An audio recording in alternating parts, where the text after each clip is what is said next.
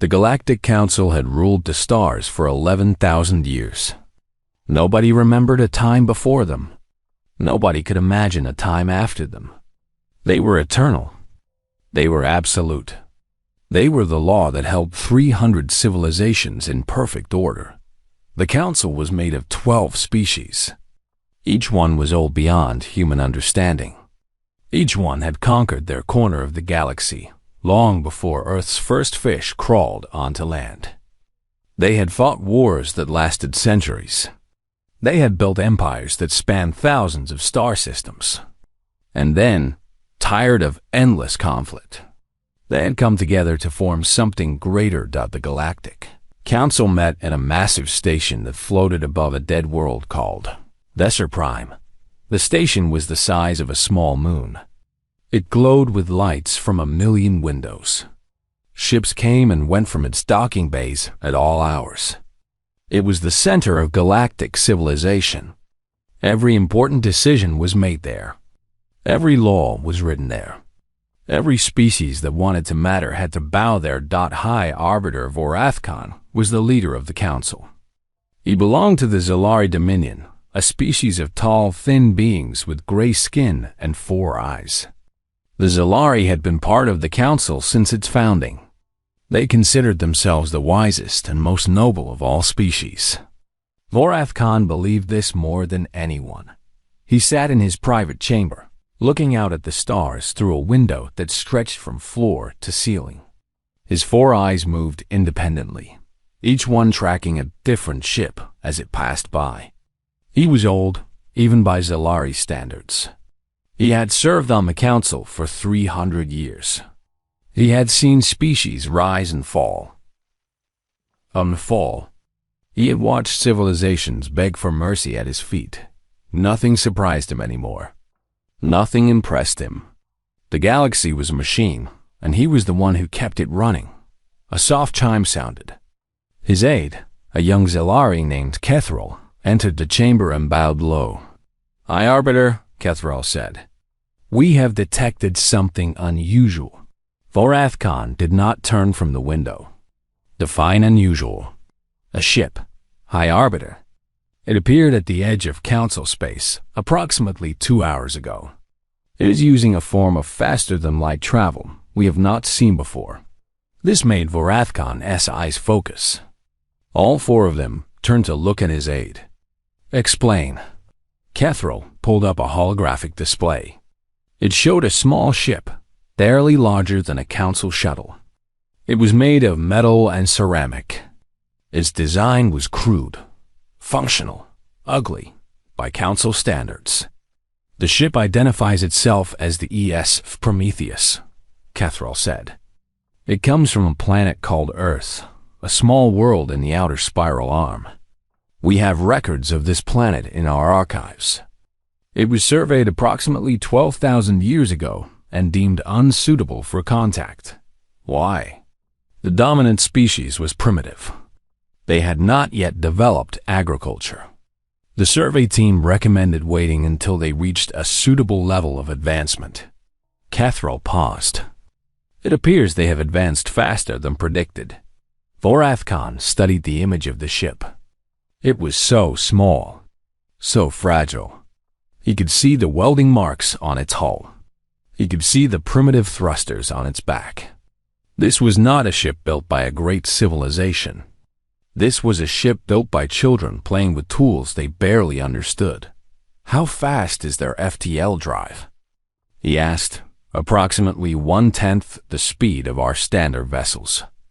Vorathkon made a sound that might have been a laugh. "So they have crawled out of their cradle and stumbled into our space. How amusing. What are your orders, High Arbiter?" Vorathkon thought for a moment.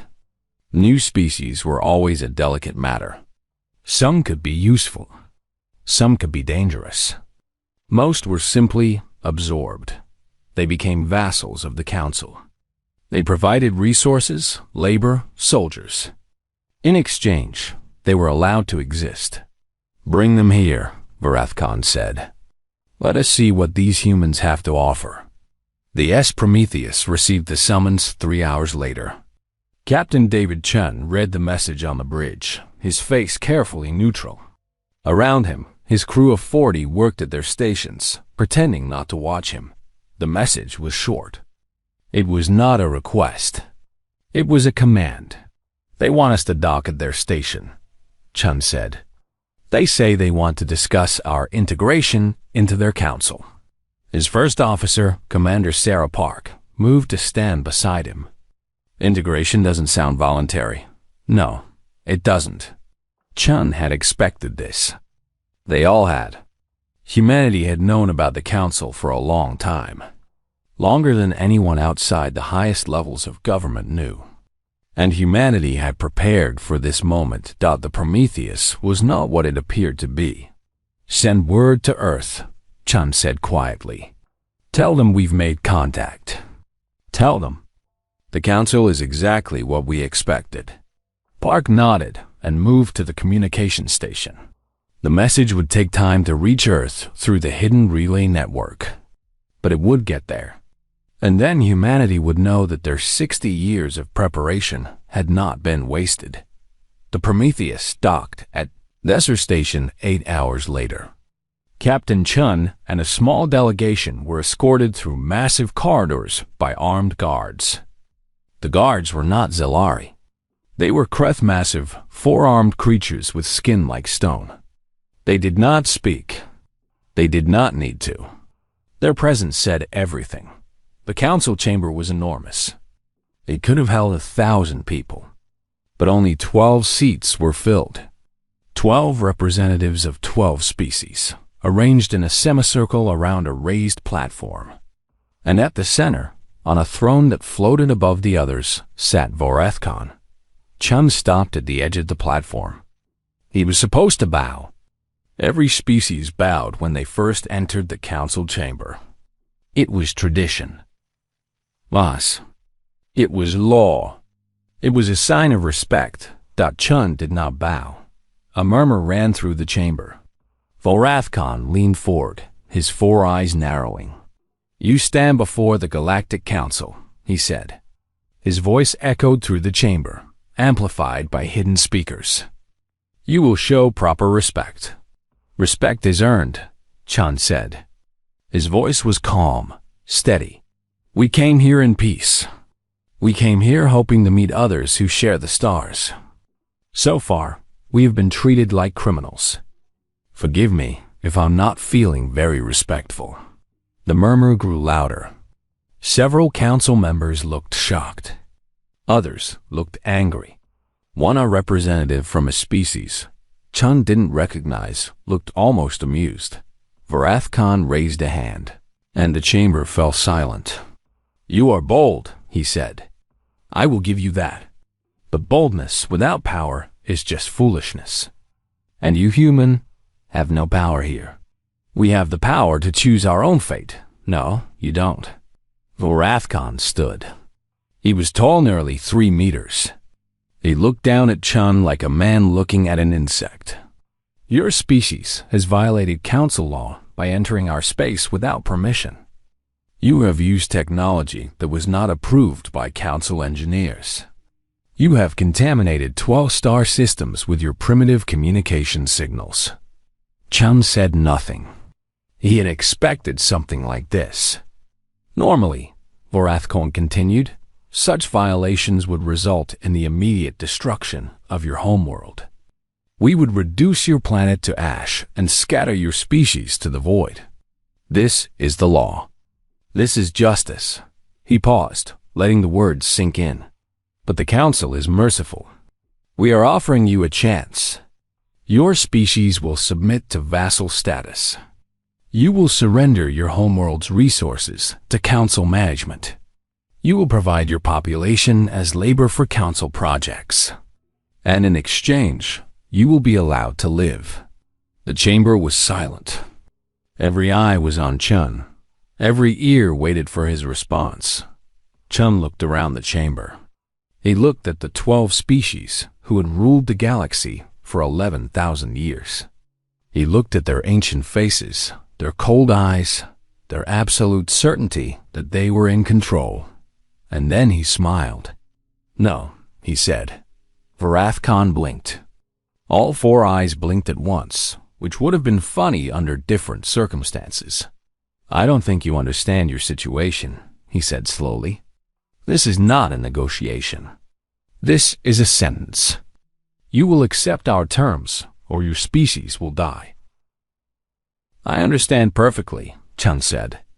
You've told us that you will destroy our planet if we don't become your slaves. You've told us that our only choices are submission or extinction. He paused. I'm telling you that we choose neither. There is no third option. There's always a third option. You just haven't seen it yet. Varath Khan's expression changed. For the first time in 300 years, he felt something he didn't recognize. It took him a moment to identify it. It was uncertainty. Take them back to their ship, he commanded. Give them 12 hours to reconsider. After that, we will begin the cleansing of their world. The guards moved forward. Chun didn't resist. He allowed himself to be escorted out of the chamber. But as he reached the door, he turned back. 12 hours, he said. That's more than enough time. The door closed behind him. Varath Khan stood in the empty chamber for a long time after the humans left. The other council members had departed, returning to their ships and their systems. But he remained, staring at the door through which the human captain disappeared. Something was wrong. He could feel it. The human had been too calm, too confident. A species facing extinction should beg. They should plead. They should offer everything to survive. But Chun had smiled. He had smiled like a man who knew something Varath Khan didn't. Cathral, Varath Khan called. His aide appeared instantly. Yes, High Arbiter? Tell me everything we know about humanity. Everything. What followed was a long night. Cathral brought file after file from the archives.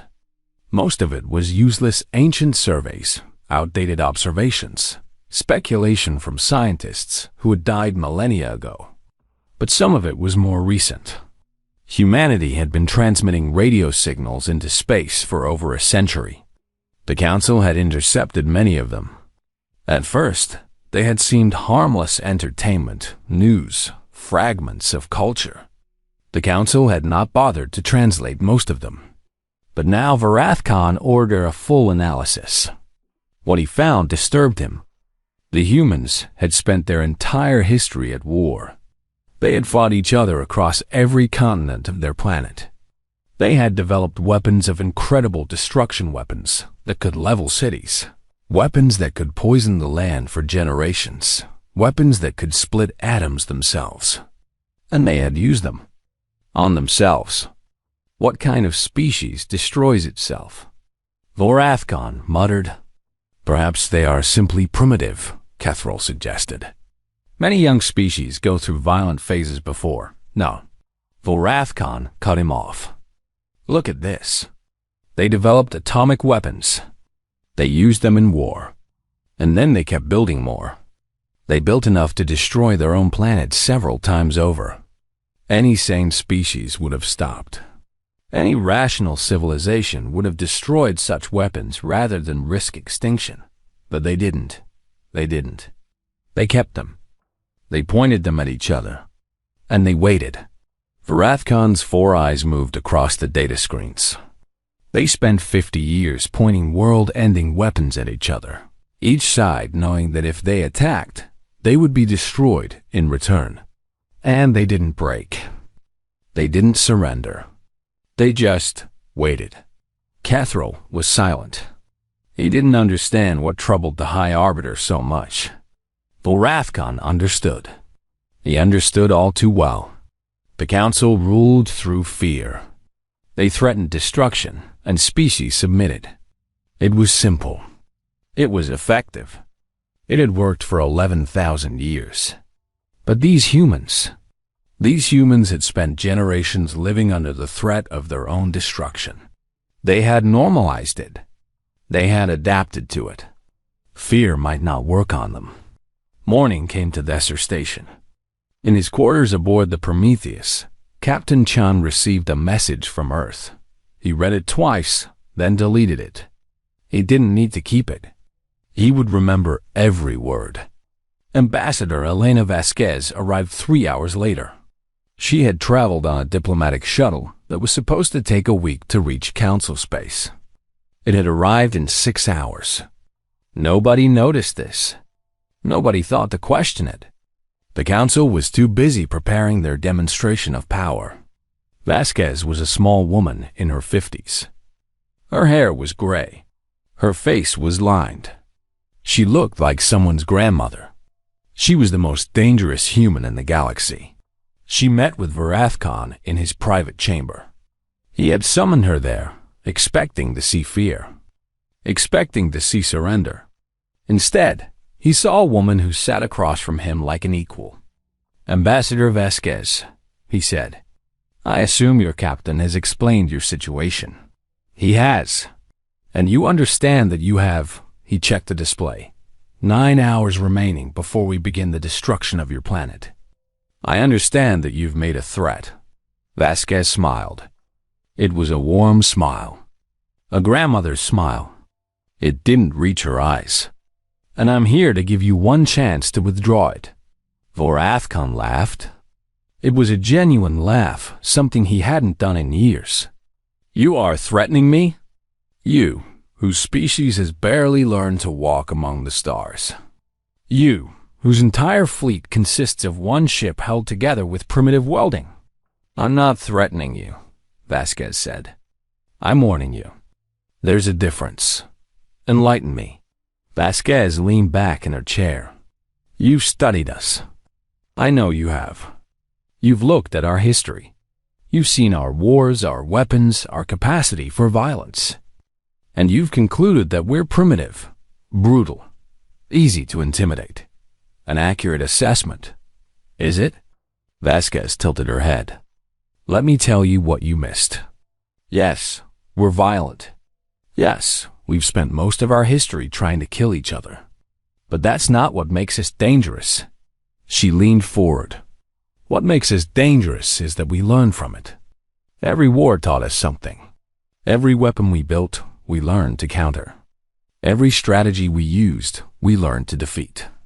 We have been perfecting the art of war for 10,000 years. Not war against other species, war against ourselves. The most creative, adaptable, relentless enemy we could possibly face." Varath Khan's eyes narrowed.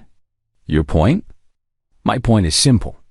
You think you can frighten us into submission. You think you can threaten our planet and we'll fall in line like every other species you've conquered. But we're not like them. We've been threatened with extinction before. We've threatened each other with extinction. And we're still here." She stood. "You have 12 hours to withdraw your threat. If you don't, you will learn exactly what humanity is capable of. And I promise you, High Arbiter, you will not enjoy the lesson." She walked to the door. Varath Khan's guards moved to stop her, but he raised a hand. "Let her go," he said. Vasquez paused at the door. "One more thing. You asked what kind of species destroys itself. The answer is a species that would rather die than live on its knees. Remember that." She left. Varath Khan sat alone in the darkness of his chamber. For the first time in 300 years, he felt something cold in his chest. He told himself it was contempt. He told himself these humans were bluffing. They had one ship. One primitive, ugly little ship. What could they possibly do against the combined might of the Galactic Council? He told himself many things. But deep down, in a place he would never admit existed, he felt something else. He felt afraid. The hours passed. The Council fleet assembled around Desser Station, 300 warships from 12 species, each one bristling with weapons that could crack planets. It was the largest gathering of military force in a century. It was meant to demonstrate the Council's absolute power. Ambassador Vasquez watched from the observation deck of the Prometheus. Captain Chun stood beside her. "They're not going to back down," Chun said quietly. No, they're not. Vasquez sighed. I had hoped, but no. They've ruled too long. They've forgotten what it means to face an enemy who isn't afraid of them. Then we proceed, as planned? Vasquez was silent for a long moment. Outside the window, Council warships moved into attack formation. In 9 hours, they would begin their journey to Earth. In 9 hours, they would begin the genocide of humanity. Unless humanity stopped them first. Yes, Vasquez said finally. Send the signal. Activate the Lazarus Protocol. Chun nodded. He moved to the communication station and entered a code that only 12 people in the galaxy knew. The signal traveled through hidden relays, bouncing across the galaxy at speeds the Council thought impossible. It reached Earth in seconds. It reached other places to places the Council didn't know existed. 60 years of preparation. 60 years of watching, waiting, building. 60 years of pretending to be primitive while becoming something else entirely. The universe was about to learn what humanity could really do. And the Galactic Council had exactly 9 hours left to exist. The signal reached Earth in 4 seconds. It passed through 17 hidden relay stations, each one disguised as space debris or small asteroids. The Council's sensors never detected it. They didn't even know to look. Deep beneath the Swiss Alps, in a facility that officially did not exist, General Marcus Webb received the message. He was an old man with white hair and steady hands. He had spent his entire career preparing for this moment. Part of him had hoped it would never come, but it had come. And now humanity would respond. Confirm Lazarus Protocol authorization. He said that the computer screen in front of him displayed a simple question. Proceed with Lazarus Protocol? Why hasn't no Webb thought about his grandchildren? He thought about the blue skies of Earth. He thought about everything humanity had built over thousands of years. The art, the music, the science, the dreams. All of it was under threat now. All of it could be destroyed if he didn't act. He pressed yes. Across the planet, things began to happen. In Nevada, a mountain that had been closed to the public for 50 years suddenly opened. Deep inside, engines that had been silent for decades roared to life. Ships, real ships, not the primitive decoy called Prometheus, rose into the dark tunnels and prepared to launch. In the Pacific Ocean, something massive stirred beneath the waves. It was the size of a city. It had been waiting there for 40 years, growing, building, preparing. Now it received its orders and began to move. In orbit around Saturn. Hidden among the rings, a fleet of 300 vessels powered up their systems. They were small by Council standards, each one barely larger than a Council shuttle. But they carried weapons the Council had never seen. Weapons humanity had invented specifically for this day. And scattered throughout Council space itself. In asteroid fields and abandoned moons and the dark spaces between stars. Thousands of devices woke from their long sleep. They had been placed there over decades by human ships that came and went without ever being noticed. They had been waiting for this signal. Now they were ready. General Webb watched as status reports flooded his screen. Green lights appeared one after another. Every asset was online. Every weapon was armed. Every soldier was ready. 60 years of preparation. 60 years of secrets. And now, in the span of a few hours, humanity would either secure its place among the stars or be wiped from existence. There was no middle ground. There never had been. Webb picked up a phone that connected directly to the Secretary General of the United Nations. Ma'am, he said, Lazarus is active. We're ready on your command. On the other end of the line, Secretary General Amara Okonkwo closed her eyes. She was sitting in a bunker beneath New York City, surrounded by the leaders of every major nation on Earth. They had all gathered here when the message from the Prometheus arrived. They had all known what would happen next. How long do we have? She asked.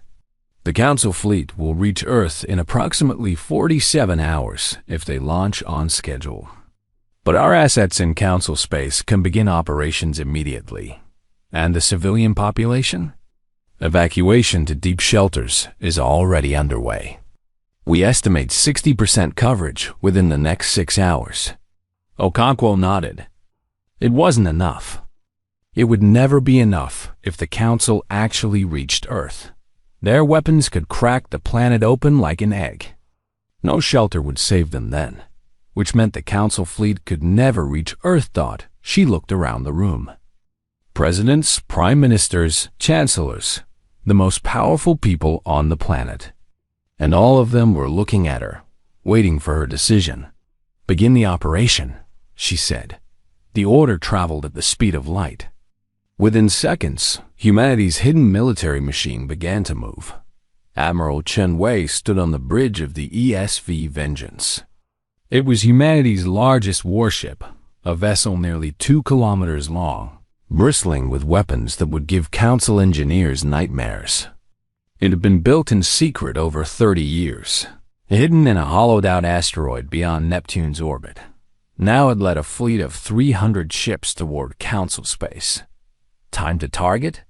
She asked. 4 hours to the first objective, her tactical officer replied. 4 hours. Chen Wei remembered when she was a young officer, when she first learned the truth about humanity's situation. She had been angry then.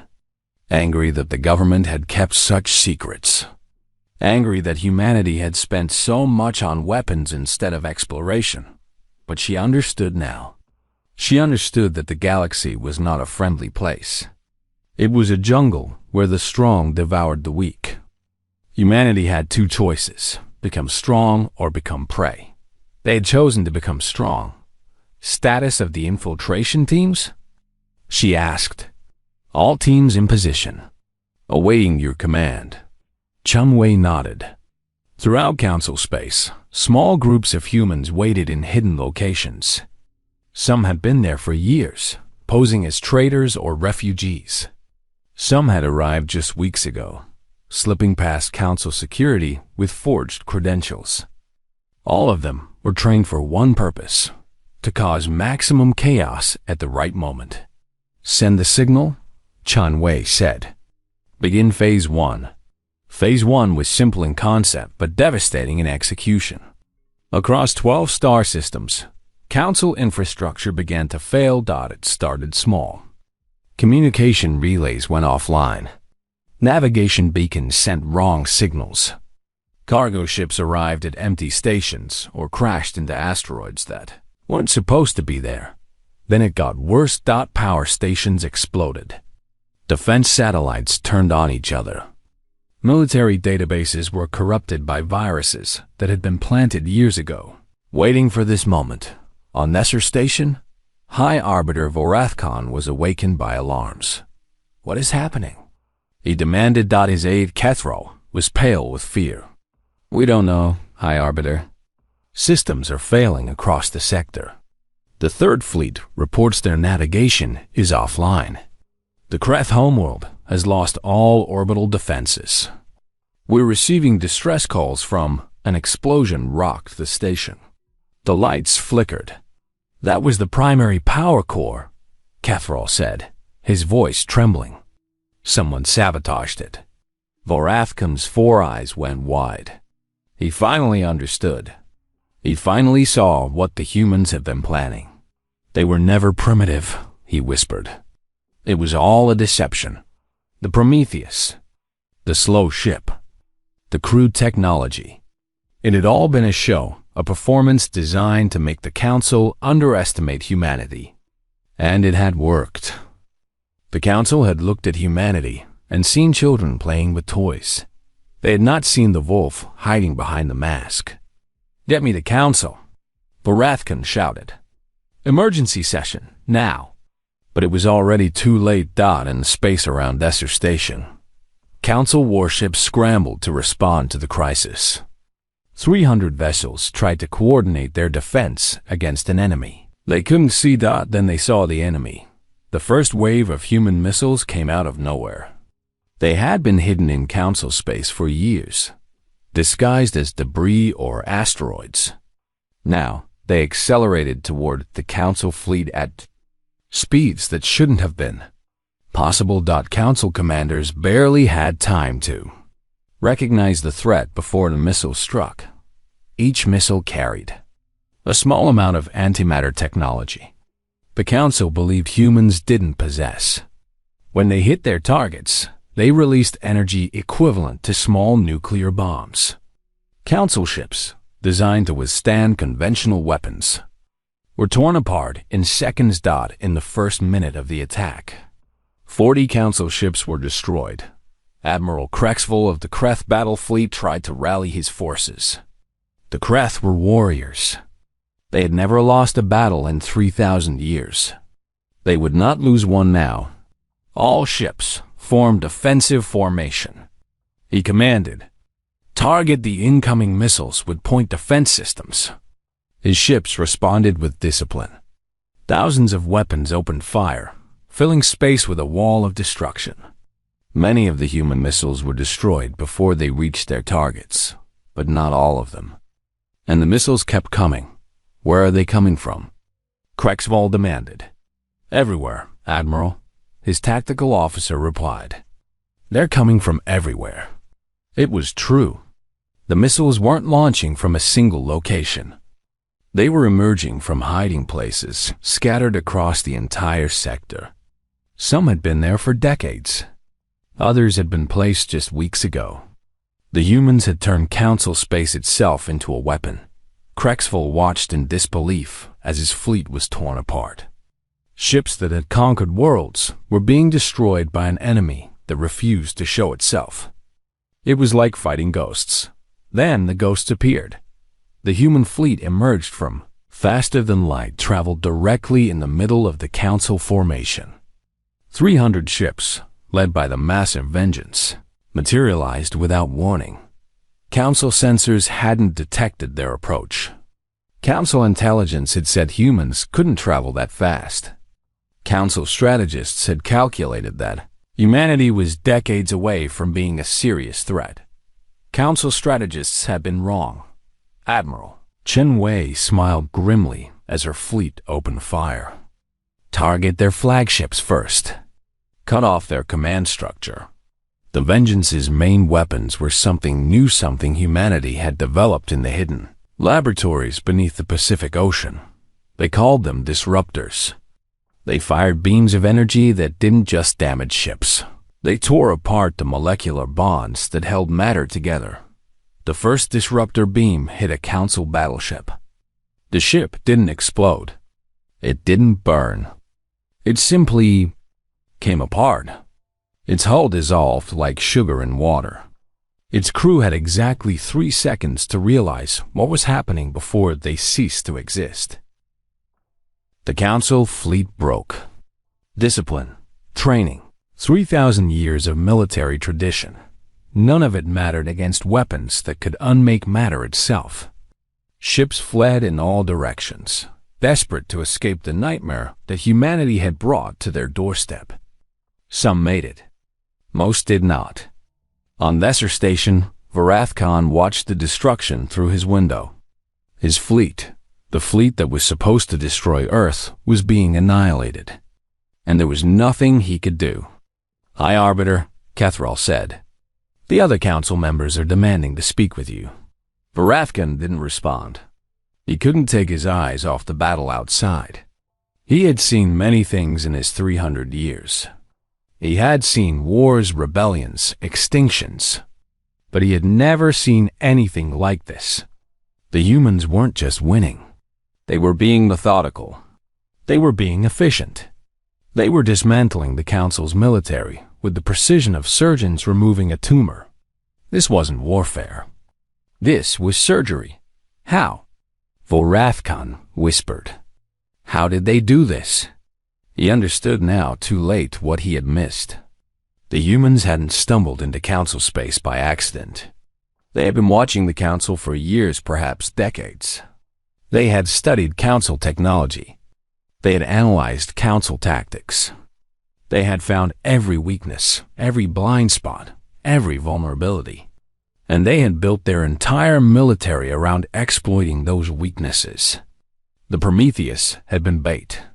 Its crude appearance, its slow speed, its obvious vulnerability, all of it had been designed to make the Council feel superior, to make them arrogant, to make them lower their guard. And the Council had fallen for it completely. "Contact the human fleet," Varath Khan said suddenly. Cathrall stared at him. "High Arbiter? Contact them. Tell them we want to negotiate." Cathrall hurried to obey. A few minutes later, Ambassador Vasquez's face appeared on the screen.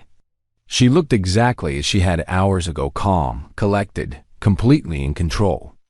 "High Arbiter," she said. "I see you've reconsidered our position. What do you want?" Varath Khan demanded. "Name your terms. We'll agree to anything. Just stop the attack." Vasquez was silent for a moment. When she spoke, her voice was soft, almost sad. "You threatened our planet," she said. "You threatened to destroy our homeworld, to kill 8 billion people, to wipe our entire species from existence." She paused. "Did you really think there would be no consequences?" "We were bluffing. We never intended to actually. We don't know that. We can't know that. And we can't take that risk." Vasquez leaned forward. "You made us an enemy, High Arbiter. You showed us that the Council would rather destroy us than accept us as equals. That means we can never be safe as long as the Council exists."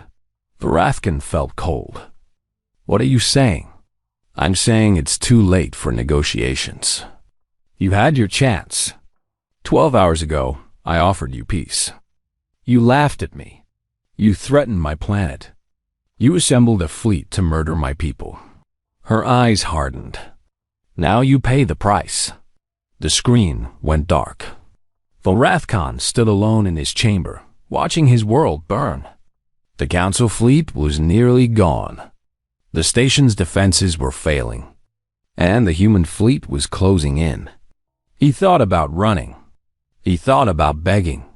He thought about all the things he had done in his 300 years, all the species he had broken, all the civilizations he had destroyed.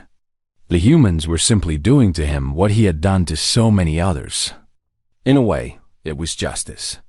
The final assault began at midnight, station time.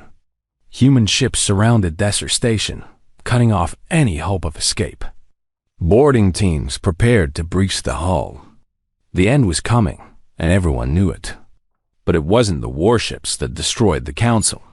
It wasn't missiles or disruptors or boarding teams. It was something smaller, something that had been planted years ago and never discovered.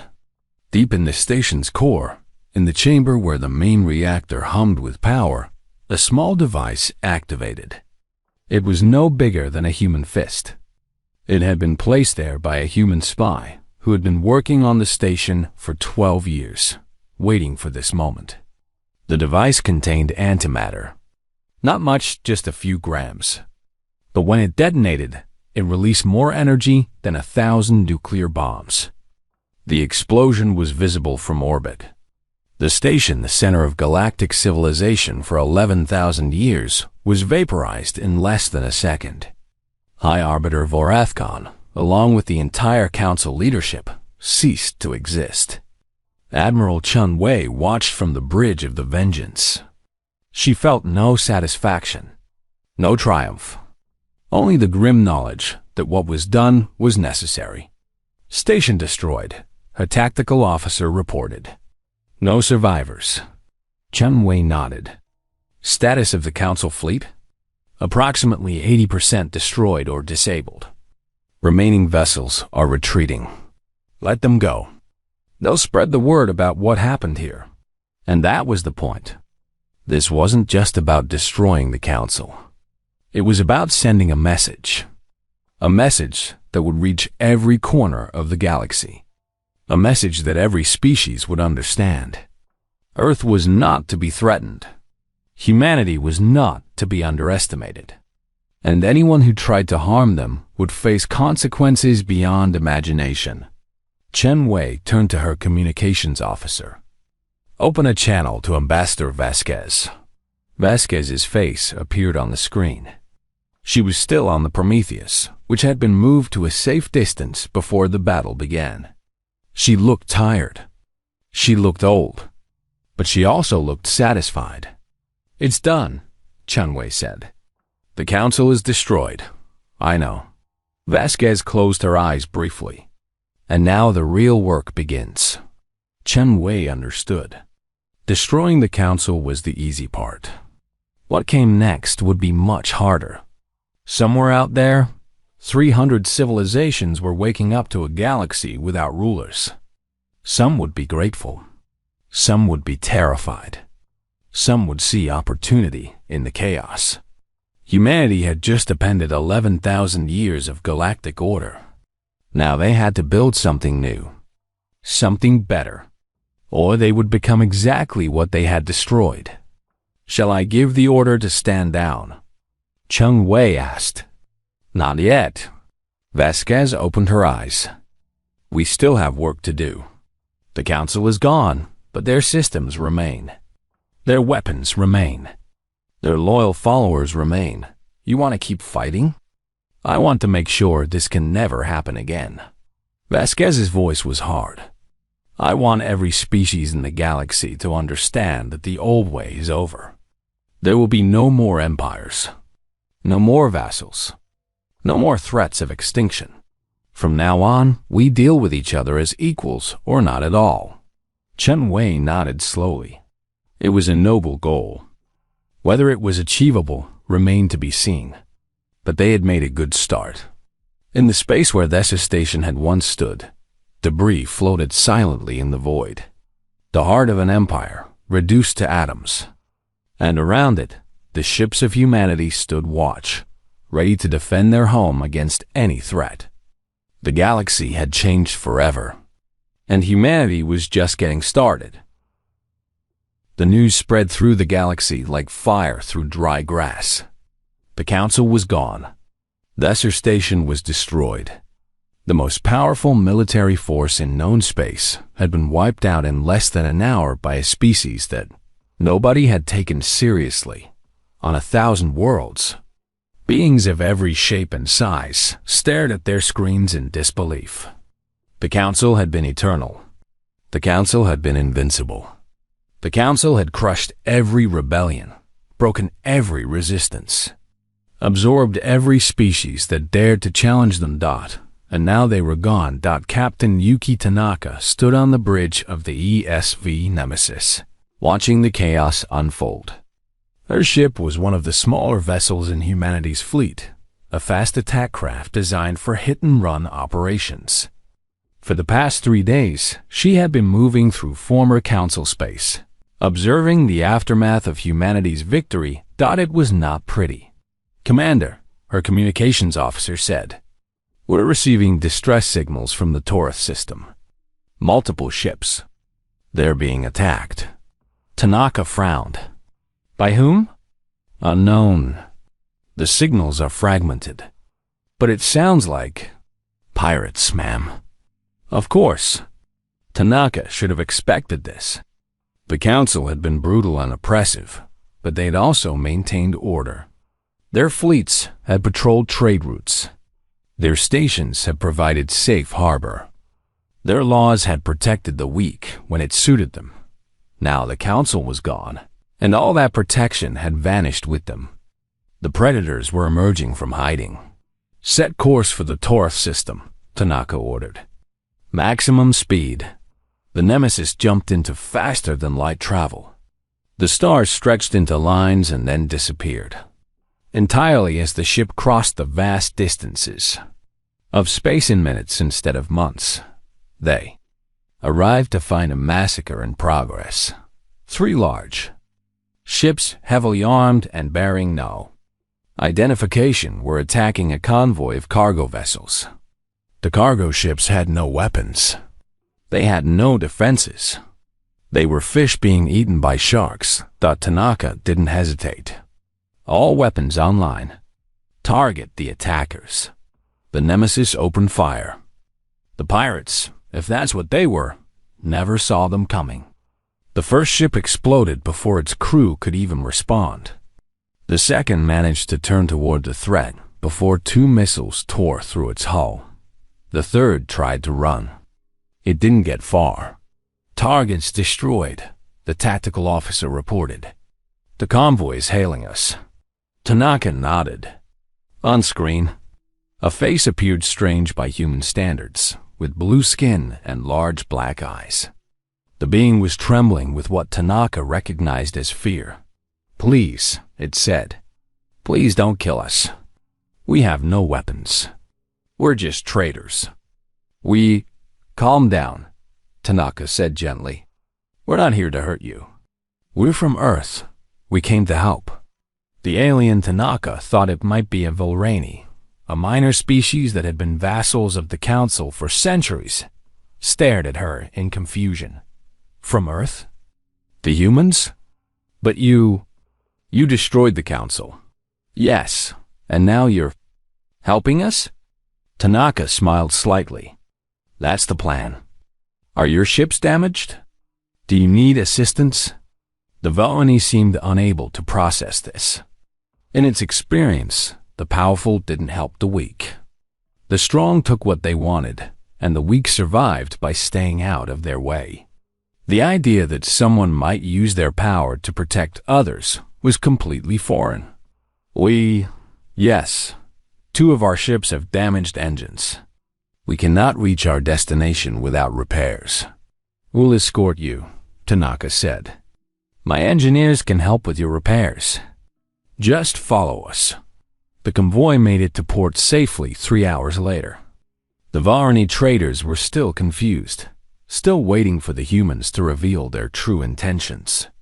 When Tanaka left without asking for anything in return, they didn't know what to think, but they remembered. And they told others. The Nemesis was not the only human ship doing this kind of work. Throughout former Council space, human vessels were moving quietly, responding to distress calls, intercepting pirates, helping those in need. It wasn't charity. It was strategy. Ambassador Vasquez had understood something important. You couldn't build a new galactic order with weapons alone. You needed trust. You needed goodwill. You needed species to see humanity as protectors, not just destroyers. So while the main fleet secured critical locations and dealt with remaining Council loyalists, smaller ships like the Nemesis spread out to do the slow, unglamorous work of winning hearts and minds. On the planet Threshkull, home to the Kreth warriors who had served as the Council's enforcers, a very different scene was unfolding. General Vorntak stood in the ruins of his capital building. Around him, fires still burned. The human bombardment had been precise, targeted only at military installations, government buildings, and weapons factories. Civilian areas had been left untouched. It was almost insulting. The humans could have destroyed everything.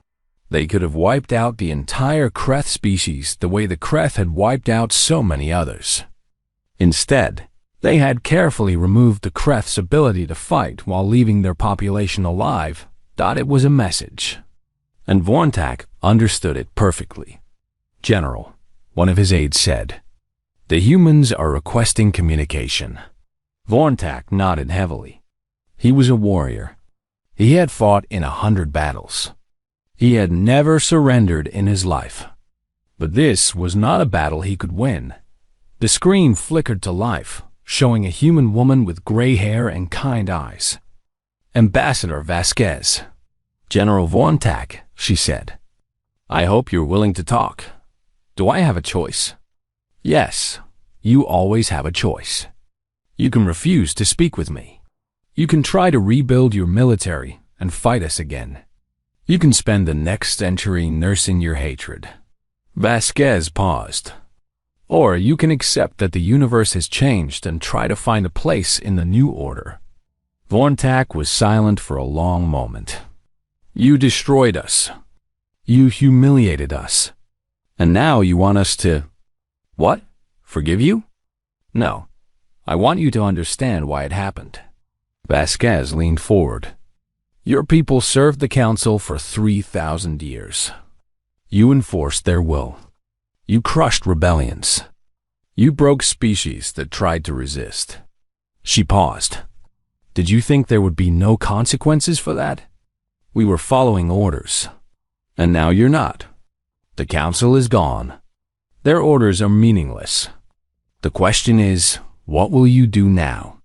Will you become what you've always been, warriors who serve whoever is strongest?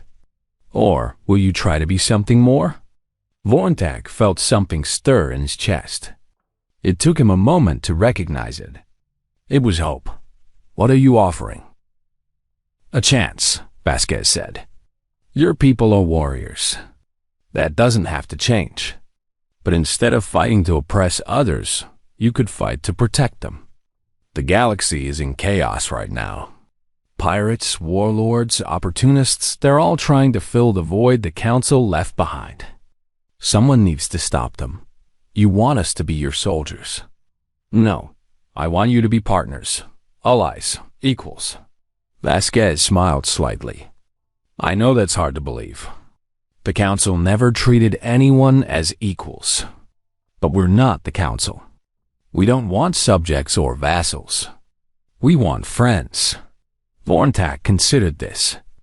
His entire life, he had known only one way the strong ruled and the weak obeyed. The idea of a galaxy where species cooperated as equals seemed like a dream, a fantasy. But maybe it was a dream worth fighting for.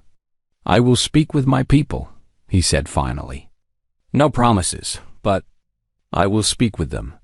That's all I ask. The communication ended.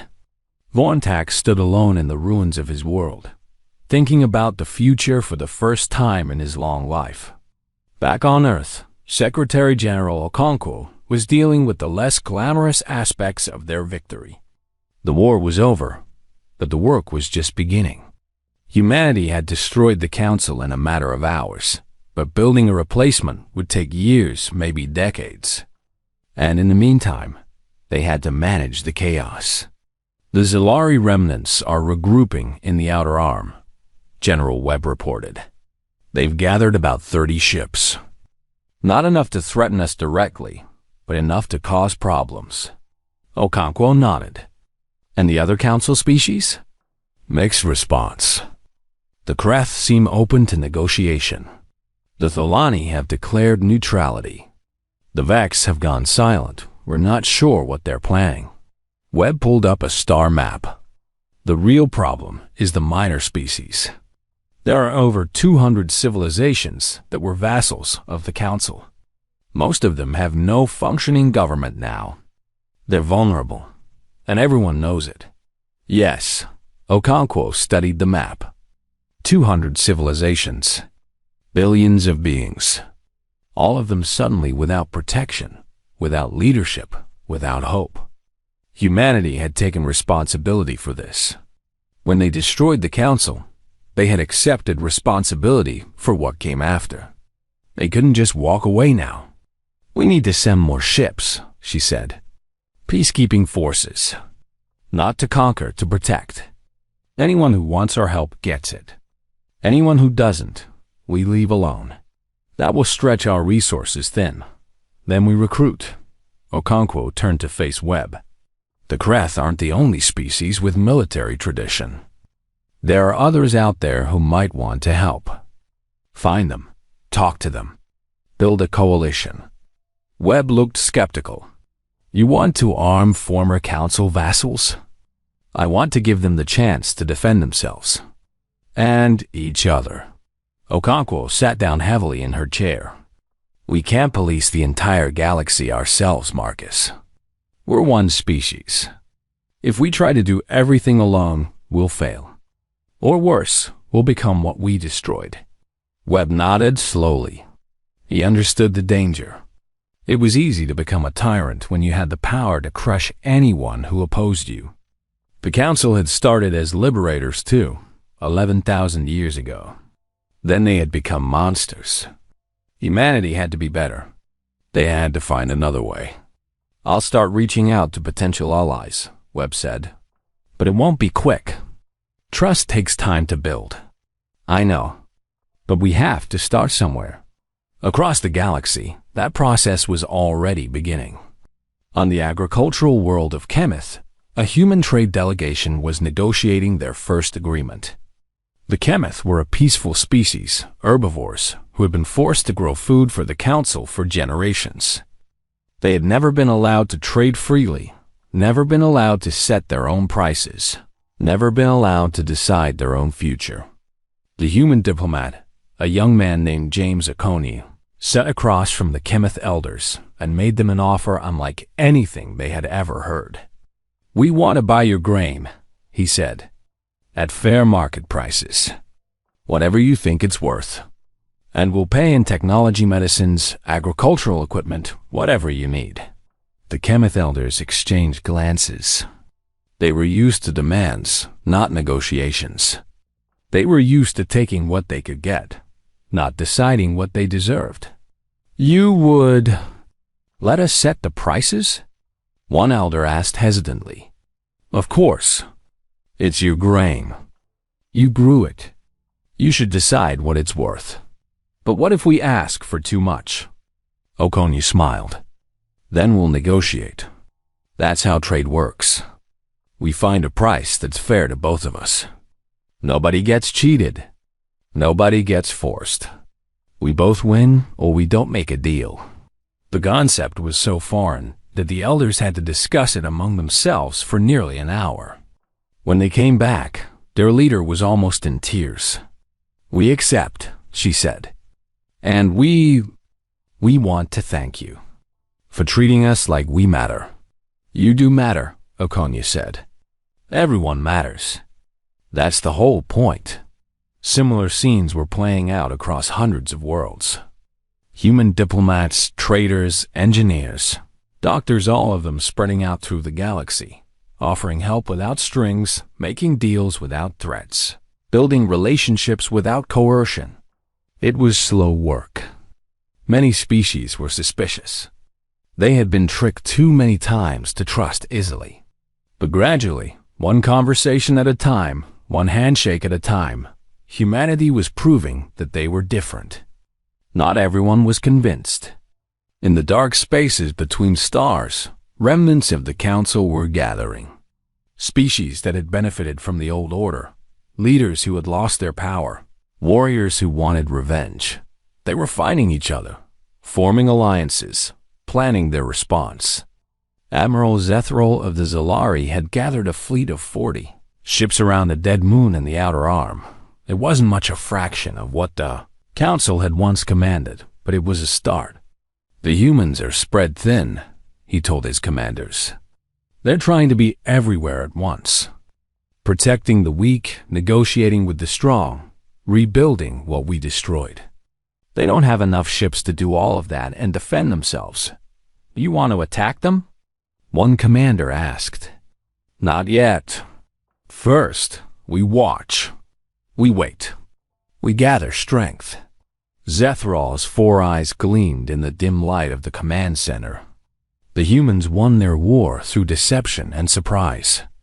They pretended to be weak until it was too late for us to respond.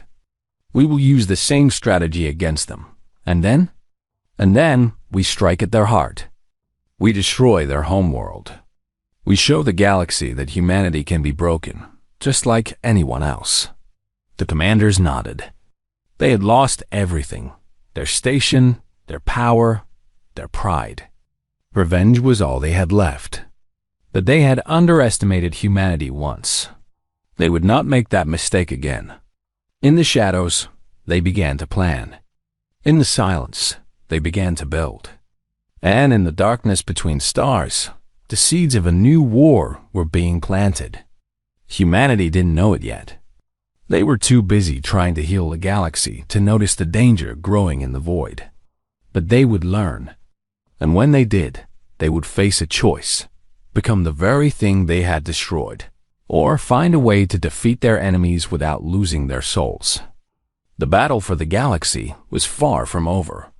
It was just beginning.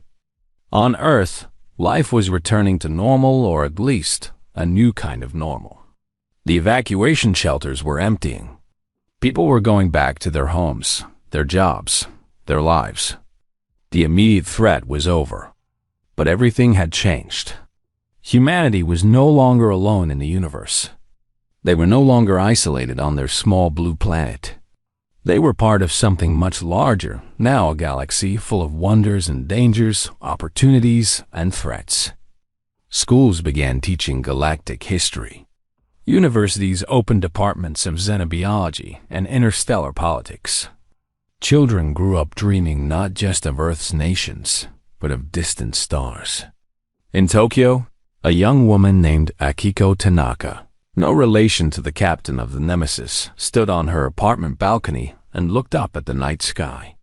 She was 23 years old. She had lived through the crisis, as people were already calling it. She had spent 2 days in an underground shelter, waiting to find out if she would live or die. Now she was alive and the universe was open. "I want to go out there," she said softly. Her boyfriend Kenji stood beside her. "Out there? To space? To everywhere. I want to see other worlds. I want to meet other species. I want to..." She struggled to find the words. "I want to be part of it. Whatever we're building out there, I want to help." Kenji took her hand. "Then let's do it. Let's apply to the exploration course. Together." Akiko smiled. It was a dream she'd never dared to have before. Now it was possible. All across Earth, millions of people were having similar thoughts. The galaxy was out there, waiting, and humanity was ready to claim its place among the stars. Not as conquerors, not as destroyers, but as builders, as dreamers, as friends. The Council had ruled through fear for 11,000 years. Humanity would try something different. They would lead through hope. It wouldn't be easy. It wouldn't be quick. There would be setbacks and failures and dark moments when they questioned whether it was worth it. But they would try, because that's what humans did. They tried. They failed. They got back up and tried again. And sometimes, just sometimes, they succeeded. The stars were waiting. Humanity was coming. And the galaxy would never be the same. 6 months had passed since the fall of the Council. The galaxy was changing. Slowly, painfully, but unmistakably changing. Ambassador Elena Vasquez stood in the conference room of humanity's new diplomatic station, watching delegates from 30 different species file into the chamber. Some walked on 2 legs, like humans. Some floated on cushions of air. Some crawled, some slithered. Some moved in ways that defied description. All of them were here for the same reason, to talk about the future. "Representatives of the Free World's Assembly," Vasquez began. "Thank you for coming. 6 months ago, we destroyed an empire that had ruled for 11,000 years. Today, we begin the work of building something better." The delegates murmured among themselves. Some were skeptical. Others were hopeful. All of them were uncertain. A tall insectoid being raised one of its 4 arms. This was Representative Chixnall of the Montari Collective, a species that had been oppressed by the Council for centuries. "Ambassador Vasquez," Chixnall said, its voice clicking and buzzing. "My people are grateful for what humanity has done. We lived as slaves for generations. Now we are free. But we must ask, what does humanity want in return?" It was the question everyone was thinking. Nobody did anything for free. There was always a price. Vasquez smiled. She had expected this. "What we want is simple. We want peace. We want trade. We want the chance to explore the galaxy, to learn from other species, to share what we know. We don't want subjects or servants. We want partners." "Pretty words," another delegate said. This was Krenvok of the Zalari, or what remained of them. His species had been the leaders of the Council. Now, they were scattered and broken, their homeworld occupied by human peacekeepers. The Council said similar things when they rose to power. And look what they became. You're right, Vasquez said calmly. The Council started with good intentions. They became monsters because nobody held them accountable.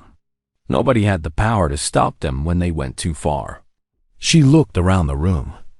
We want to create something different. A system where no single species, including humanity, has absolute power. Where everyone has a voice. Where everyone has a vote. The chamber fell silent. This was revolutionary. The Council had never allowed lesser species to have any say in galactic affairs. The idea that humanity would voluntarily share power was almost unbelievable. You would give us equal standing? Chixnall asked. Even though you have the most powerful military in the galaxy? Yes. Why? Vasquez thought carefully before answering. This was the moment that would define humanity's relationship with the galaxy for generations to come. Because power without accountability corrupts everyone who holds it, she said. We've seen it in our own history, again and again. Leaders who started as liberators became tyrants. Nations that fought for freedom became oppressors. The only way to prevent it is to build systems that limit power, that spread it among many hands instead of concentrating it in one. She stood and walked to the window. Outside, ships from a dozen species moved through the station's docking bays. It was a symbol of what they were trying to build, a galaxy where different species worked together instead of against each other. We could rule you, Vasquez continued. We have the weapons. We have the ships. We could become exactly what the Council was. But we choose not to. We choose to trust that if we treat you as equals, you will treat us the same way. We choose to believe that cooperation is better than domination. She turned back to face the delegates. Maybe we're wrong. Maybe you'll betray us. Maybe this whole experiment will fail. But we have to try. Because the alternative, becoming what we destroyed, is not acceptable to us. The chamber was silent for a long moment. Then, slowly, Chixnall began to make a sound of rhythmic clicking that Vasquez recognized as the Mantari equivalent of applause. Others joined in, using whatever gestures their species used to show approval. Not everyone participated. Krenvok sat in stony silence, his eyes cold with hatred. Others looked uncertain, unconvinced. But the majority seemed willing to give humanity a chance. It was a start. While diplomats talked, soldiers kept working. Captain Yuki Tanaka's ship, the Nemesis, had been patrolling the outer rim for 3 months. It was dangerous work. The collapse of the Council had created a power vacuum, and all sorts of predators were rushing to fill it. Today, they were investigating a distress signal from a mining colony on a distant moon. Anything on sensors? Tanaka asked. Her tactical officer, Lieutenant Chan, studied his display. The colony is intact, but I'm detecting weapons fire. Ground-based. Someone's attacking them. How many hostiles? Hard to say. Maybe 50. They're using Council-era equipment outdated, but still dangerous. Tanaka nodded. The attackers were probably scavengers beings who had served the Council's military and now had no employment except violence.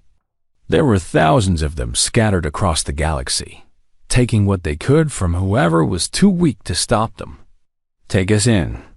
Launch drop pods on my command. The Nemesis descended through the moon's thin atmosphere. Below, Tanaka could see the mining colony, a cluster of domed buildings surrounded by excavation equipment. Figures were running between buildings. Fires burned in several locations. Drop pods away, Chun reported. 30 human soldiers fell from the sky.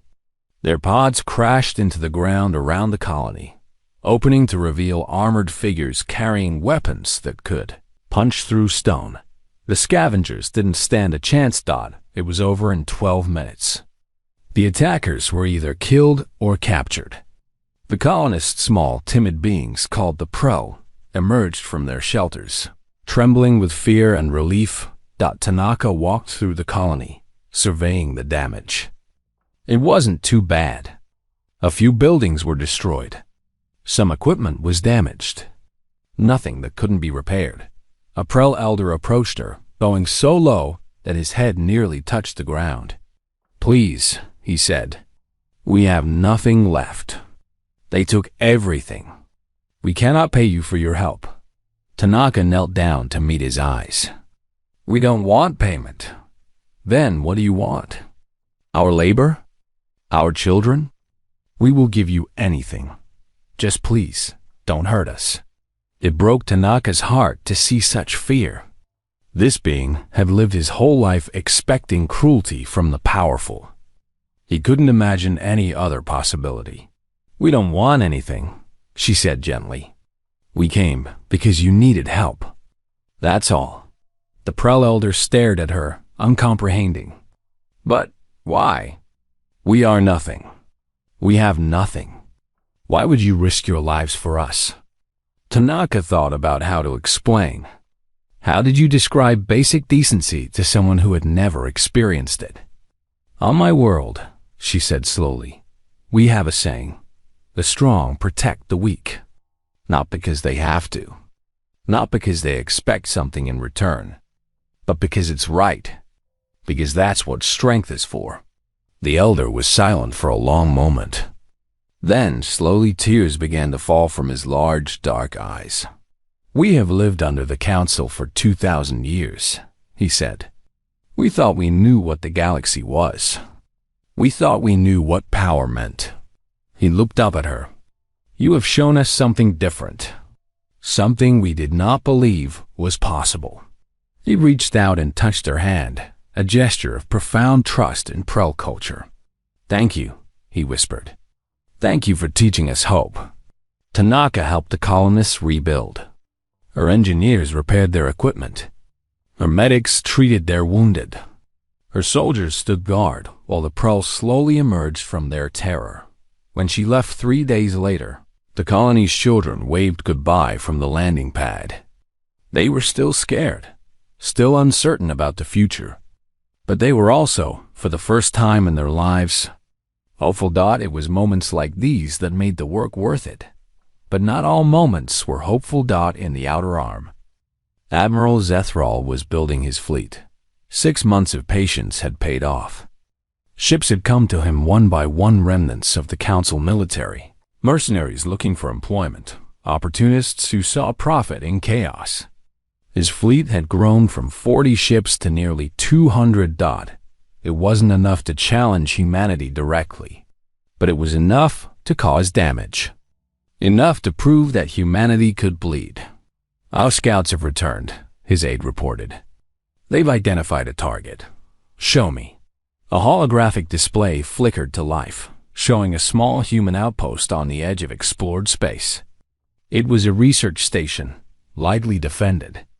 Maybe 50 humans lived there, studying some insignificant phenomenon that Zethral didn't care about. But humanity would care. They cared about everything. They cared about their people. That was their weakness. "When do we attack?" the aide asked. The news of Captain Chun's sacrifice spread through the galaxy like wildfire. On 1,000 worlds, beings of every species watched the recordings of his final battle. They saw one ship standing against 200. They saw one man giving his life to protect strangers.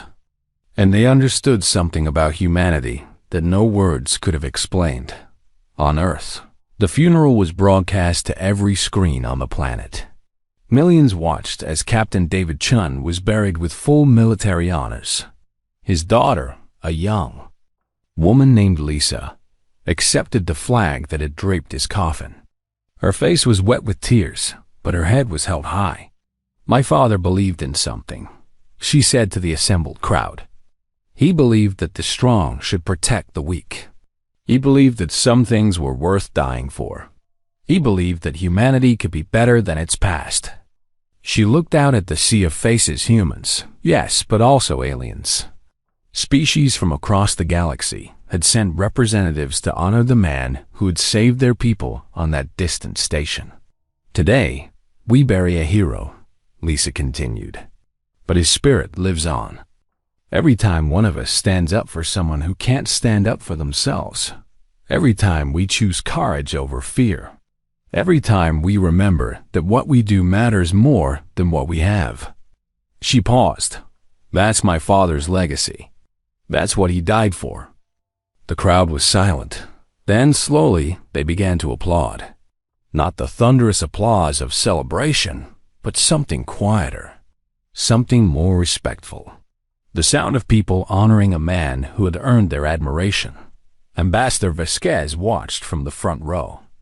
She had known Chum since the beginning, since those first tense days when humanity had revealed itself to the galaxy.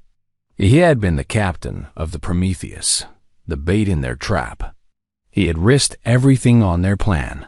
Now he was gone. And the galaxy was watching to see what humanity would do next. She hoped they would make the right choice. 3 days after the funeral, the Free World's Assembly convened its largest meeting yet. Representatives from over 100 species gathered in the Great Hall of humanity's diplomatic station.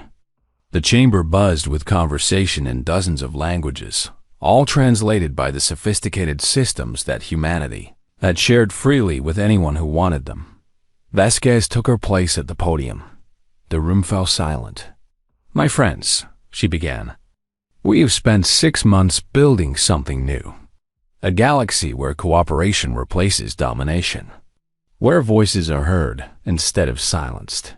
Where the strong protect the weak instead of exploiting them. She paused, looking around the room. She saw faces she recognized, allies who had stood with humanity from the beginning. She saw faces she didn't know, species who had only recently joined the assembly, still uncertain about this strange new order, and she saw faces that were openly hostile. The Zilari delegation, representatives from other council species who still dreamed of the old ways. 3 days ago, Vasquez continued, Captain David Chun gave his life to protect a research station. 52 humans and 30 aliens survived because of his sacrifice. He didn't ask who they were. He didn't ask what they could offer him. He just did what was right. She let the words hang in the air. That is what humanity believes in. That is what we are trying to build.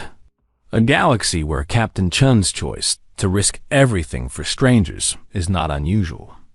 A galaxy where that kind of courage is normal, expected, universal.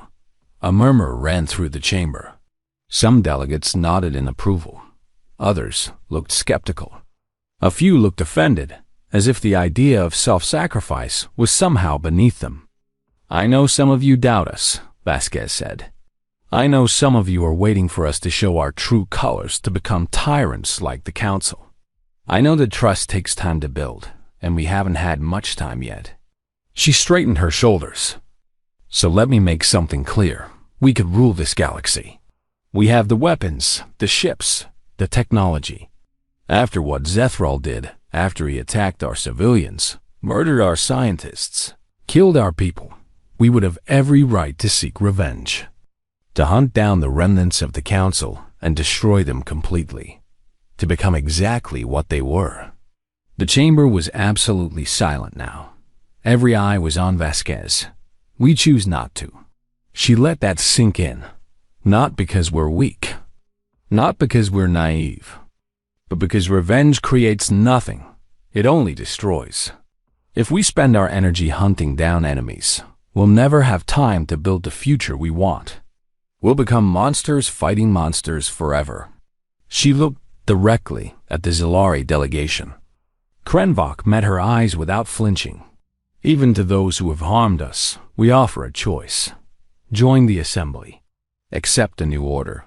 Work with us instead of against us. We will not forget what happened. We will not pretend it didn't hurt.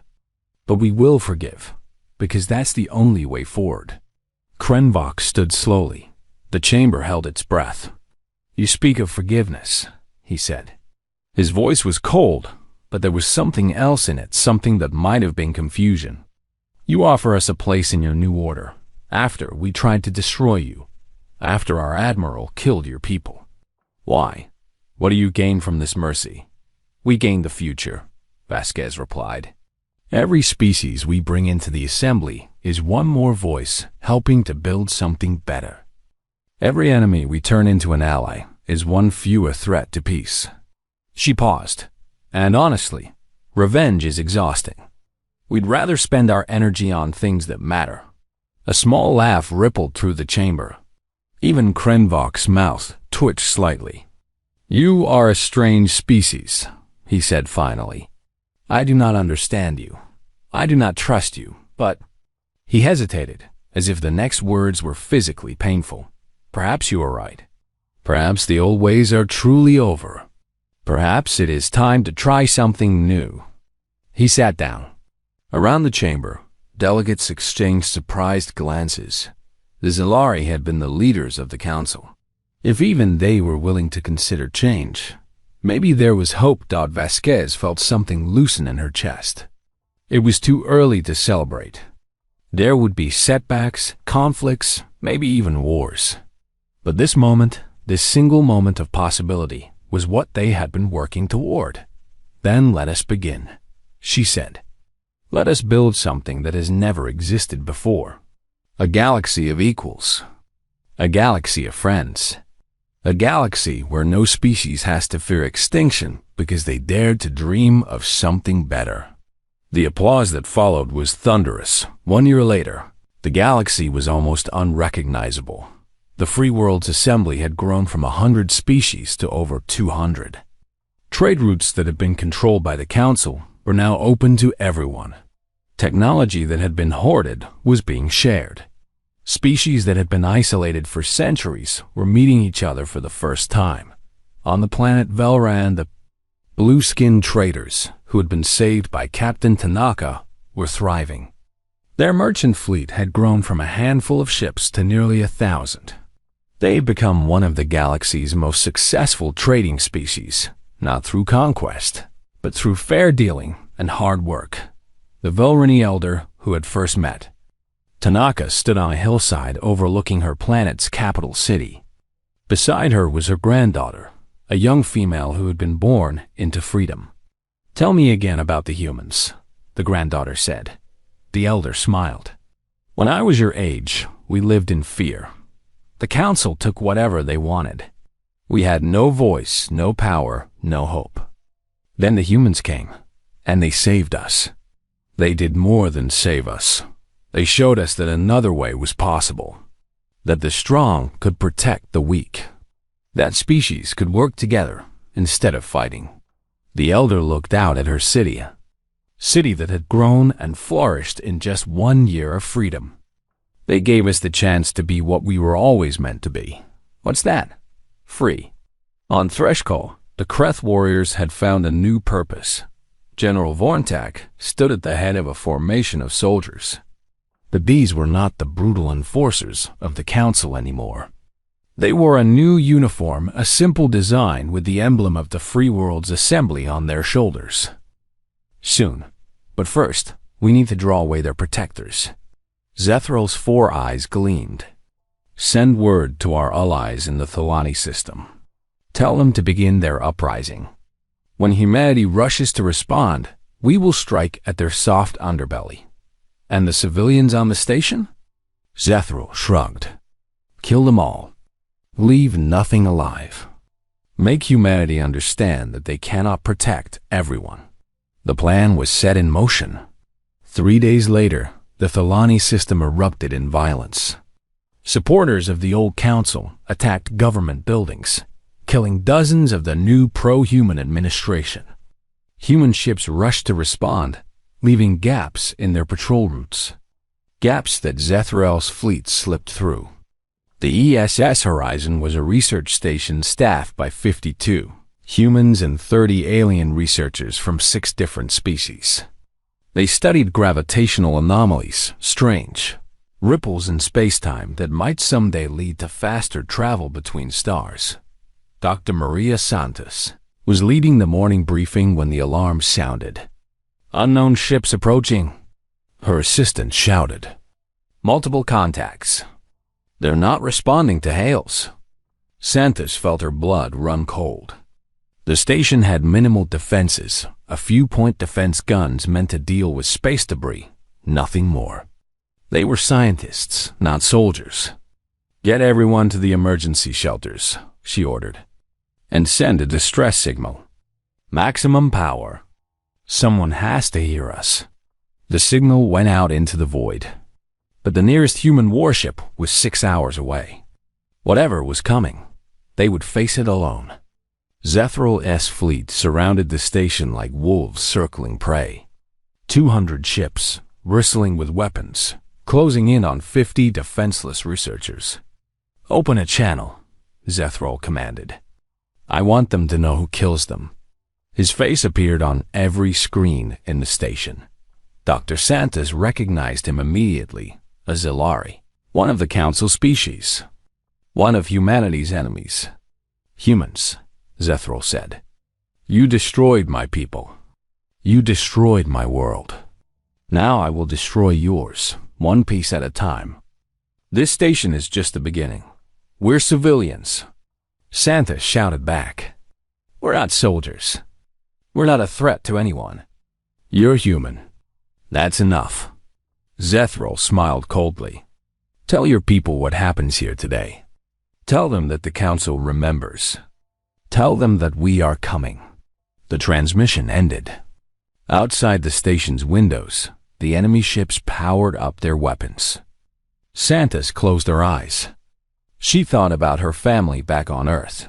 She thought about the research they would never finish. She thought about all the things she would never see.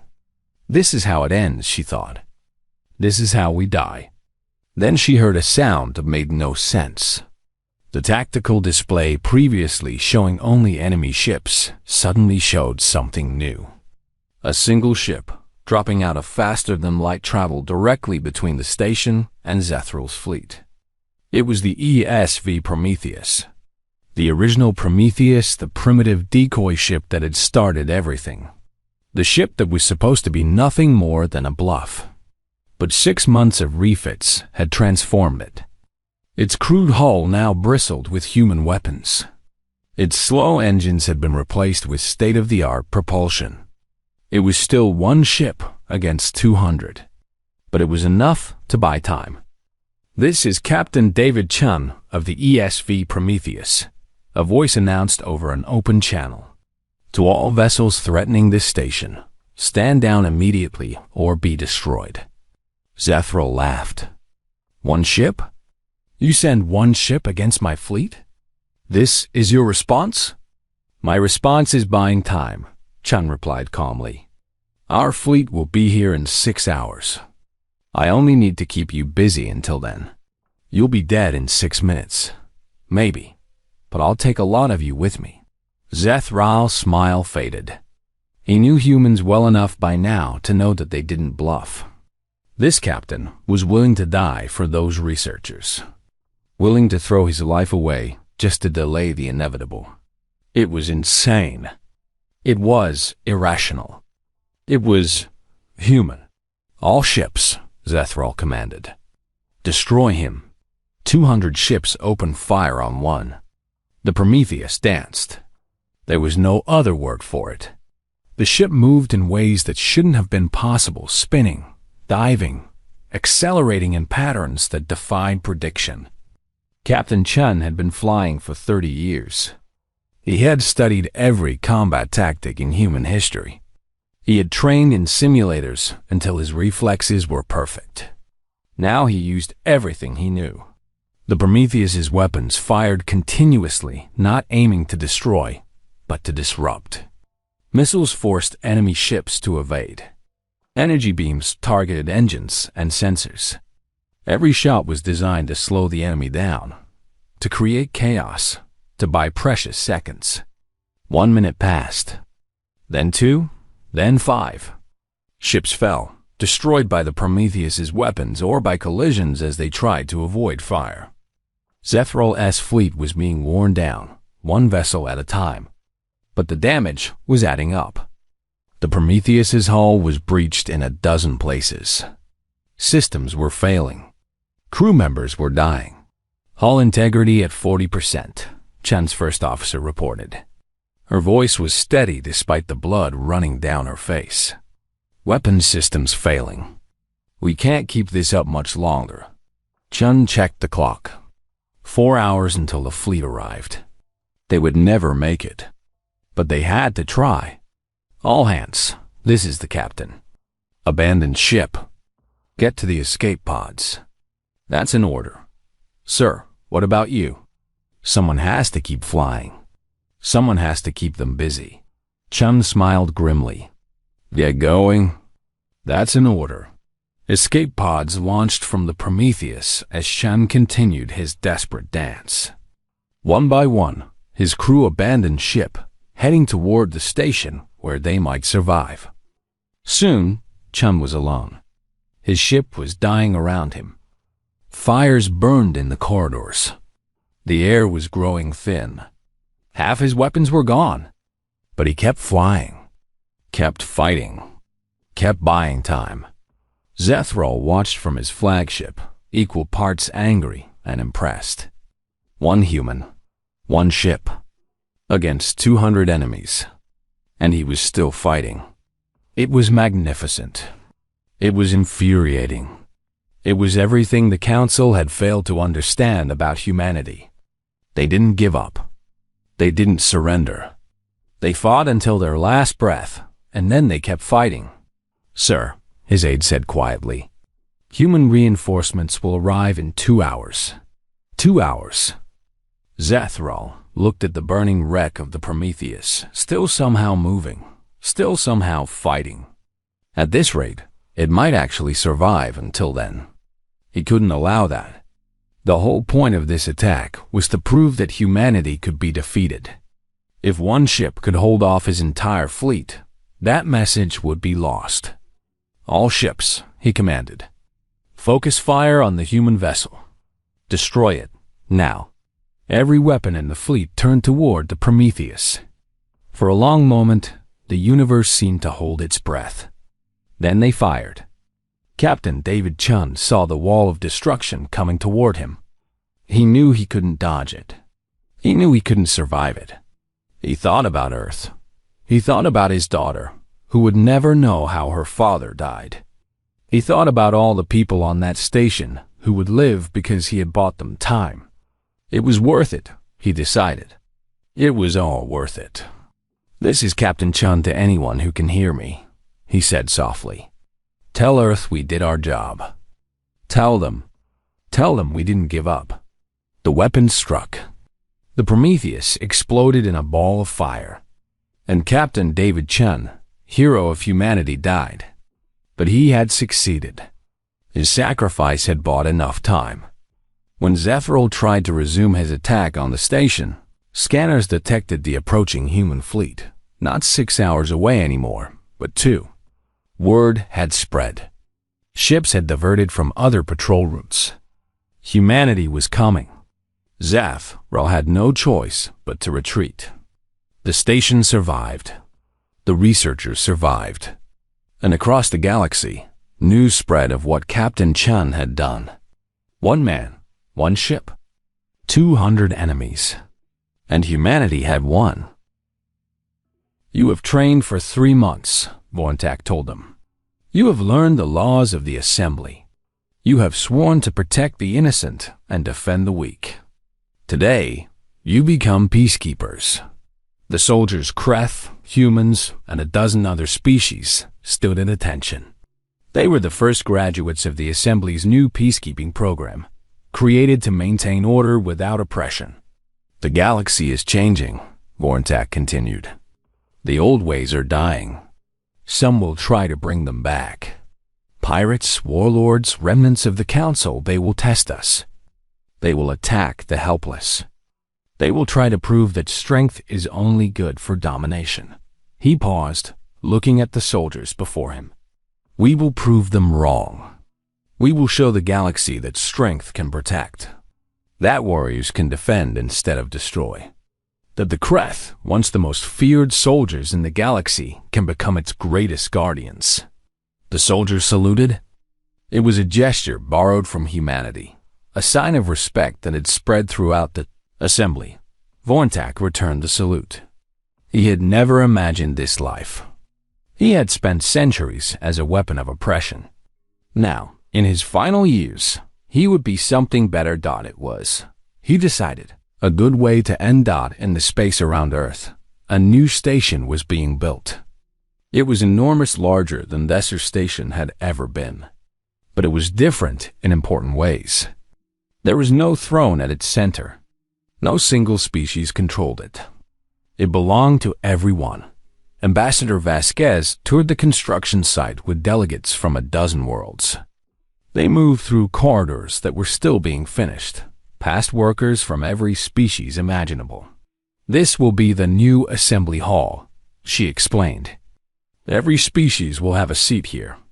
Every voice will be heard. Decisions will be made by consensus, not decree. A Mentari delegate clicked approval. It is remarkable. In all my years, I never imagined such a thing was possible. Neither did we, Vasquez admitted. When we first discovered the council, we were terrified. We thought the galaxy was a dark and dangerous place, full of predators waiting to destroy us. And now? Vasquez smiled. Now we know the truth. The galaxy is full of beings who want the same things we do: peace, security, the chance to build something meaningful. The council kept them afraid and divided. We're trying to bring them together. You are succeeding. We're starting. It will take generations to truly change the galaxy. We're planting seeds, not harvesting crops. Our children and grandchildren will see the full flower of what we're building. She paused, looking out a window at the vast construction project. But it's worth it. Every struggle, every setback, every sacrifice, it's all worth it. In the quiet spaces between stars, threats still lurked. Admiral Zethral had not given up. His fleet had been reduced by his failed attack on the research station, but he had rebuilt. Slowly, carefully, he had gathered ships and weapons. He had made alliances with other remnants of the Council species who refused to accept the new order. Now, a year after his humiliation, he was ready to strike again. We have identified the target, his aide reported. The new assembly station. It is not yet fully operational. Its defenses are incomplete. If we strike now, we can destroy it before they can respond. Zethral studied the tactical display. The station was massive, a symbol of everything the assembly was trying to build. Destroying it would send a message that the old ways were not dead, that the Council could still strike fear into the galaxy. How many ships do they have defending it? He asked. Approximately 50. They have called for reinforcements, but the nearest fleet is 4 hours away. Zethral smiled. Then we attack now. All ships maximum speed. We destroy the station and leave before help arrives. His fleet, nearly 300 vessels, gathered from across the galaxy, jumped into faster than light travel. In 1 hour, they would reach Earth. In 1 hour, they would prove that humanity was not invincible, or so Zethral believed.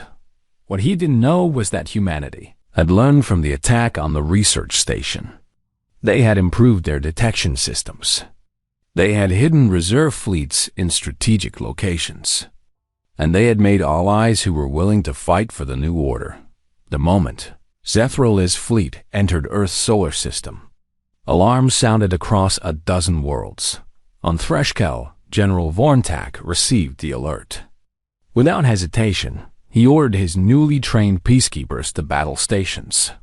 Within minutes, a Kreth fleet, once humanity's enemy, now their ally, was racing toward Earth. On Velrun, the Merchant Guild mobilized its fastest ships. They couldn't fight, but they could provide supplies, transport wounded, and coordinate communications.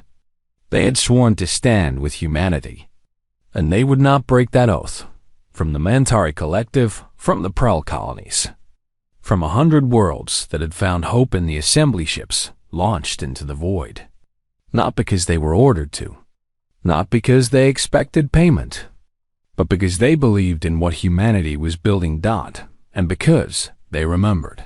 Captain Chen, Zethral's fleet arrived at Earth to find something unexpected. The 50 defenders he had anticipated had grown to nearly 1,000. Ships from dozens of species surrounded the half-finished assembly station, forming a wall of protection. "This is impossible," Zethral whispered. "Where did they all come from?" Admiral Chen Wei, promoted after her leadership in the early days of the conflict, appeared on his screen. She was older now, her hair streaked with gray, but her eyes were sharp as ever. "Admiral Zethral," she said calmly, "you're outmatched. Surrender now, and your crews will be treated fairly. Continue your attack, and you will be destroyed." Zethral stared at the tactical display. His 300 ships faced 1,000. It wasn't even close. "You can't have gathered this many allies in a year," he said. "Nobody builds trust that fast." "We didn't build trust," Chen Wei replied. "We earned it. Every ship you see represents a species that humanity helped. Every crew out there is fighting because they chose to, not because they were forced." She paused. "That's the difference between us and the Council. You ruled through fear. We lead through example." Zethral was silent for a long moment. He thought about his fleet. He thought about the Council he had served for centuries. He thought about everything he had believed, that power was meant to dominate, that strength meant crushing the weak. He had been so certain, so confident that his way was the only way. Now, looking at the armada that had gathered to defend humanity, he wasn't certain anymore. "What happens if I surrender?" he asked quietly. "You stand trial for your crimes. Your crew is released. Your ships are impounded." Chen Wei's voice softened slightly. "And if you truly want to change, if you want to be part of the new galaxy instead of fighting against it, there might be a place for you, eventually." It was more than he deserved. He knew that. After everything he had done, the research station, the innocent people he had killed, he deserved destruction. But humanity was offering him mercy. He thought about refusing. He thought about dying in battle, a final act of defiance against the new order. Then he thought about what that would accomplish. Nothing. His death would change nothing. The assembly would survive. The new galaxy would continue to grow. His sacrifice would be forgotten in a year. Or he could live. He could see what humanity was building. He could try, against every instinct he had, to understand why they chose cooperation over domination. "All ships," he said slowly, "stand down. Lower shields. Surrender." His aides stared at him in disbelief. "Admiral, the war is over. We lost. Not today. We lost a year ago, when humanity showed the galaxy that another way was possible." Zethral slumped in his command chair. "I was too stubborn to see it. Now I see." The remnant fleet powered down their weapons. Human and allied ships moved in to take custody of them. The battle that could have killed thousands ended without a single shot fired. On the assembly station, Ambassador Vasquez watched the surrender with tears in her eyes. Not tears of victory, tears of relief. They had done it. They had built something strong enough to defend itself without becoming what they had destroyed. Beside her, Captain Tanaka smiled slightly. "Not bad for a year's work." "It's just the beginning," Vasquez replied. "We have so much more to do." "I know. But look at what we've accomplished." Tanaka gestured at the fleet outside. The ships from so many different species, all working together. A year ago, most of these people had never met a human. Now they're willing to fight for us. To die for us. Not for us, Vasquez corrected gently. For what we represent. For the idea that the galaxy can be better. that we don't have to be afraid of each other, that the strong can protect the weak instead of exploiting them. She turned to face the young captain. Captain Chun understood that. He died for it. And today, we proved that his death meant something. Tanaka nodded slowly. So, what happens now? Vasquez looked out at the galaxy, millions of stars, billions of worlds, countless species all learning to work together. Now we keep building, keep hoping, keep proving that we're worth believing in. She smiled. It's going to take a while, but I think we're on the right track. Outside the window, the Allied fleet began to disperse. Ships from 100 worlds headed home, carrying stories of what they had seen, of the day the galaxy came together to defend a dream. The Council had ruled through fear for 11,000 years. Humanity would lead through hope, and the galaxy would never be the same. 1 year after the fall of the Council, the first session of the completed Galactic Assembly opened. Representatives from 200 species filled the Great Hall, their voices rising in 100 languages, all united in a single purpose. At the center of the chamber, carved in stone, were words that would guide the galaxy for generations to come. Words that captured everything humanity had fought for, everything Captain Chun had died for, everything the galaxy was trying to become. The strong protect the weak. The many serve the few. And together, we are more than any of us alone. Beneath those words, Elena Vasquez, no longer ambassador, now the first Secretary General of the Galactic Assembly, rose to speak. "My friends," she said, "welcome to the future." The galaxy listened, and humanity smiled.